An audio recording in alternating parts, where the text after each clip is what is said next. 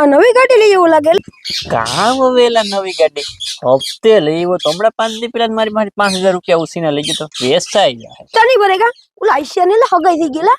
હવે કામ વેલા દારૂડિયો છે એક નંબર નો. અઠે ગઠે થઈ ગઈ હમણાં તૂટી જાય તો જો ને. મને એવું લાગે પણ એ બધું તો ઠીક. આ જેસલે મકાન કેવા બનાવ્યા? એટલે કામ તો એવા મારે મોટે વાતો કરે. 2 નંબરના ભેગા કરીને મકાન બનાવ્યું.